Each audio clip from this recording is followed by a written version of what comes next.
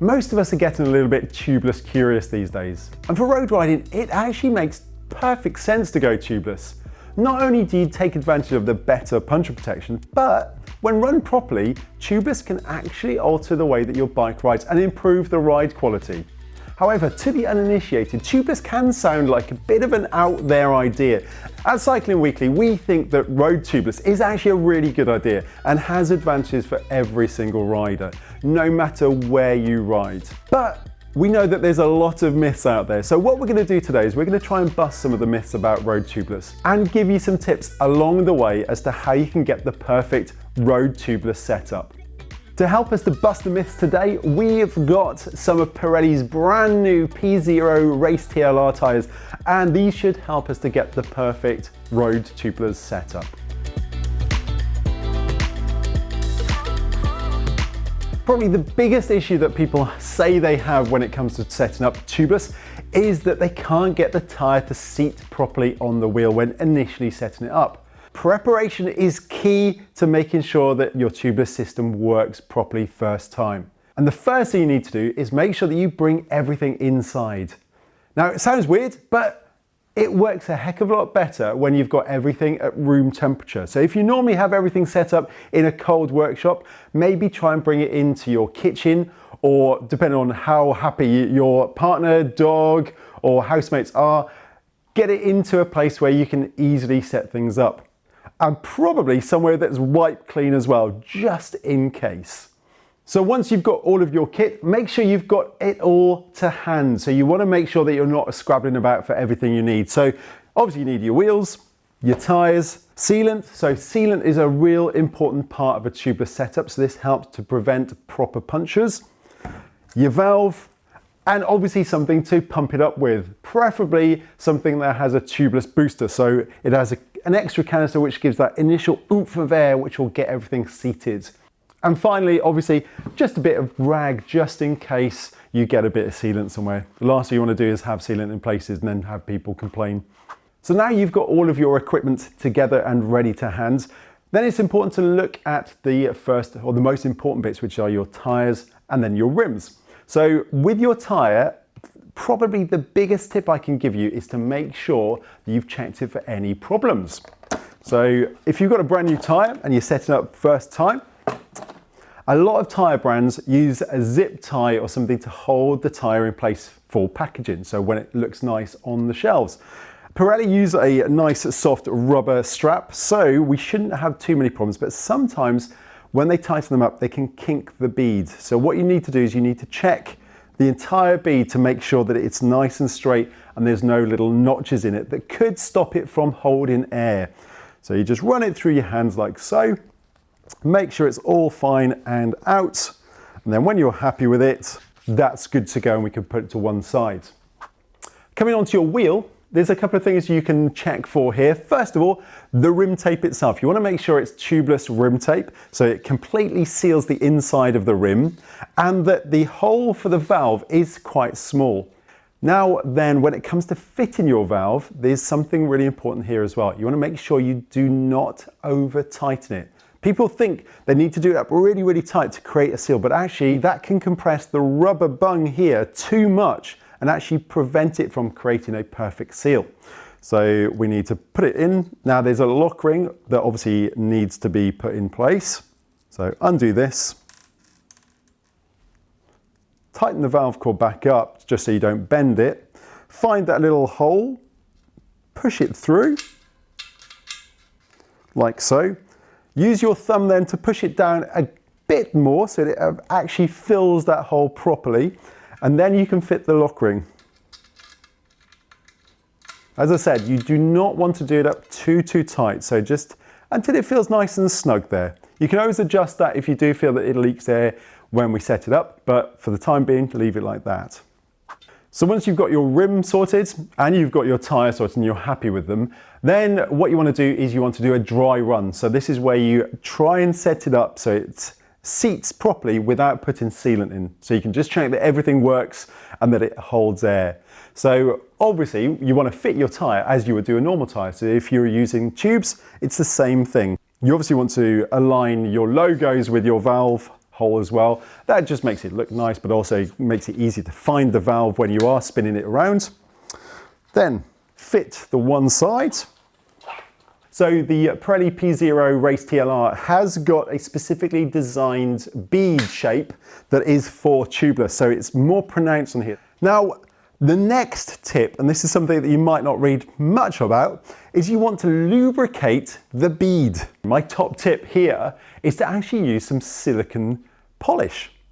Okay, sounds a bit strange, but because it's very, very slippery, it does the job really, really well.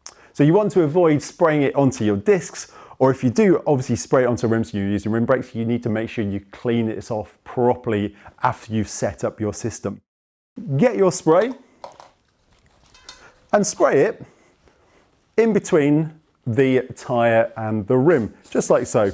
And do that all the way around, like that. I'm not going to spray it all over myself right now, but if you spray this all the way around, that will actually help it to seat very, very easily.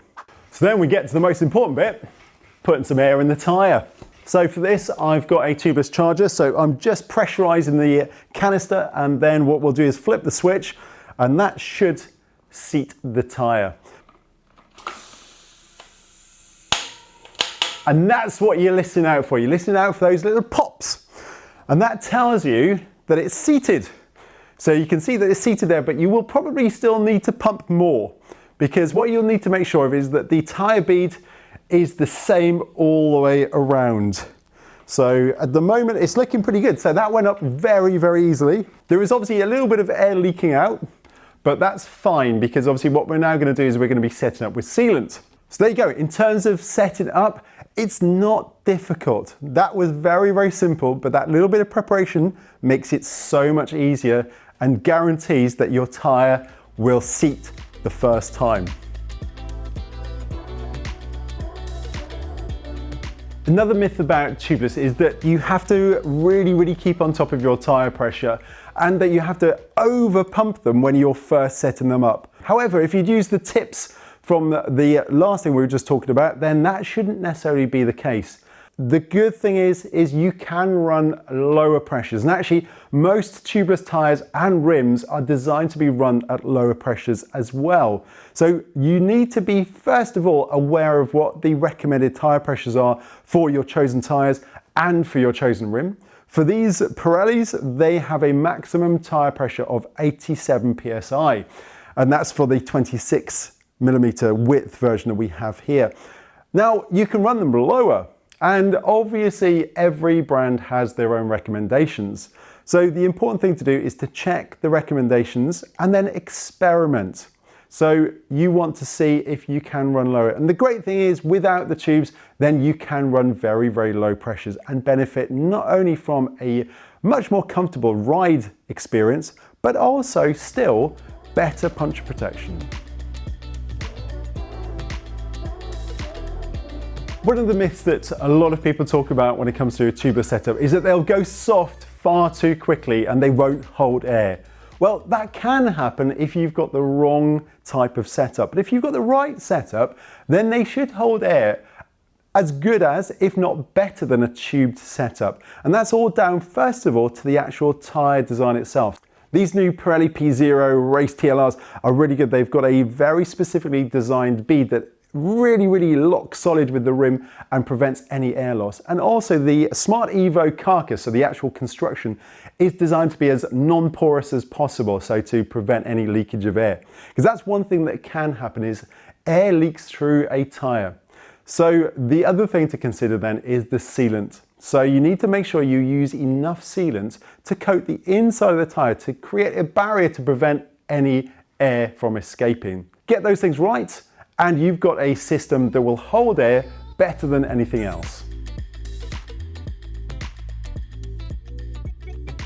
Also, a lot of people talk about how a tubeless setup is heavier than running a normal tyre and tube.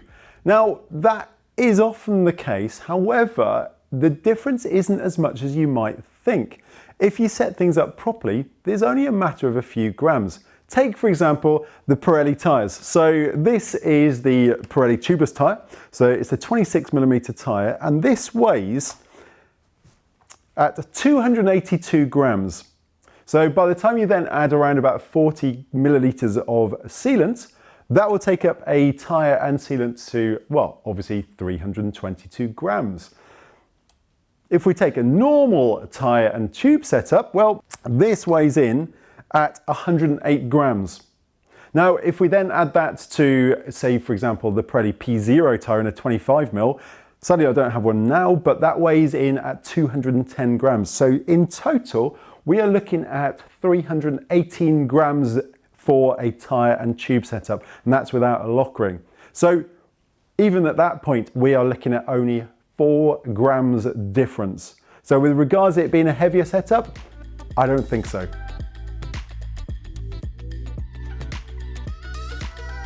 So the first thing you need to do if you do get a puncture when running a tubeless setup is to make sure the sealant has a chance to do its job properly.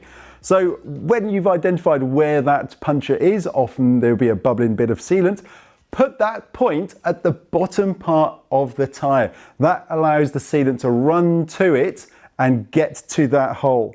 Once you've done that, turn it back the other way. There's a reason for this, because sealant works a bit like blood. It needs to clot. And in order for it to clot, it needs to get to the air. Now, if you don't put it in that position, if you have it so it's just running out, it won't get a chance to clot, just like with blood. So if you put it to the top again, that should give the sealant that's around that puncture enough chance to actually clot and do its job. If it's too big, however, then what you need to have is you need to have a slightly different toolkit to carry. In this case, a tubeless plug kit. So these are very, very simple. They can be very small. And what they have is they have a funny little end. This little thin end here gets poked in, and then it has a feather on the end of it. So just like so. And that is sticky and it spreads out, and that can plug bigger holes and then give the sealant a chance to fill it. So you can run these and then still pump it back up as normal. If that still doesn't do it, then you can run an inner tube in a tubeless setup as a last ditch. So basically, if you do get a puncture, is your tyre ruined? Well, most of the times, no, you can carry on as per normal.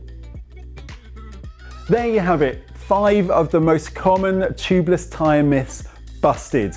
If we're to give you one bit of advice when it comes to going tubeless, it's just to get stuck in and give it a go. Don't be afraid of it, because there are so many advantages of going tubeless. It's worth trying. If you have any tips that we might not have covered today that have helped you to set up your tyres tubeless, please put it in the comments section below. And don't forget to click that subscribe button to keep up with our latest releases. Until the next one, we'll see you soon.